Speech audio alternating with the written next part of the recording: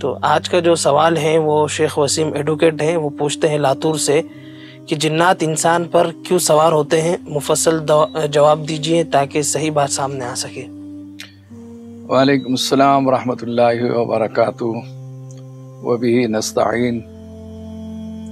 جنات اصل میں یہ سچ بات ہے اور حقیقت ہے کہ انسان پر سوار ہوتے ہیں۔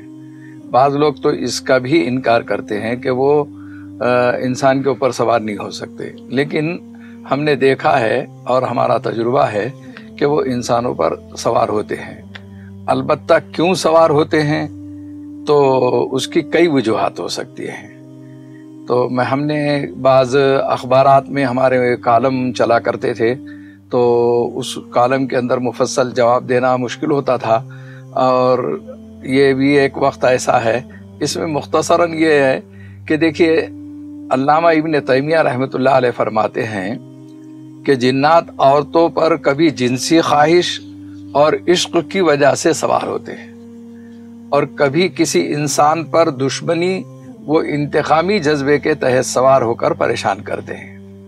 اس میں دو چیزیں ہیں، عشق اور محبت ہونا انسانی فطرت میں بھی ہے، اور انسان بھی کسی پر عاشق ہوتا ہے، اب وہ چاہے خواہ ہی ہو اور ہم یہ اعتراض کریں کہ غیر اسلامی ہیں، لیکن اس کے باوجود آپ دیکھتے ہیں کہ یہ حرکت ہوتی ہی رہتی ہے۔ تو اسی طریقے سے یہ حرکت جو ہے جنات کرتے رہتے ہیں، اور کبھی کبھی انسان پر وہ دشمنی و انتقامی جذبے کے تحت جو ہے سوار ہو جاتے ہیں۔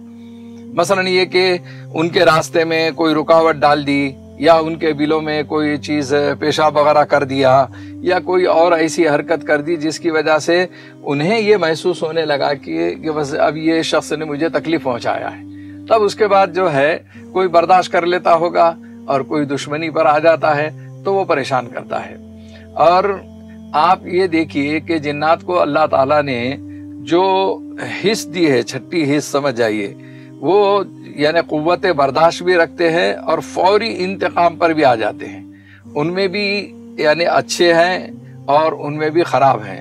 تو خبیث جن جو ہے، خبیث قسم کے، وہ تو بہت زیادہ شریر ہوتے ہیں، اور انسان پہ ایک مرتبہ غالب آ جاتے ہیں تو اس کا نکالنا بھی بہت مشکل ہو جاتا ہے، اس کی حرکتیں پاگلوں کی طرح ہوتی ہے، عاملین بھی بہت پریشان ہوتے ہیں، گھر والے بھی پریشان ہوتے ہیں۔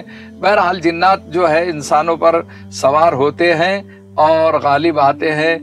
کبھی وہ جو ہے عورتوں کا جو مسئلہ ہے اس میں ناپاکی میں بھی خبیث جن جو ہے انہیں پریشان کرتے ہیں۔ تو علامہ ابن تیمیہ رحمۃ اللہ علیہ نے اس کی وضاحت کی ہے۔ امید کہ آپ کو یہ سمجھ میں بات آ چکی ہوگی۔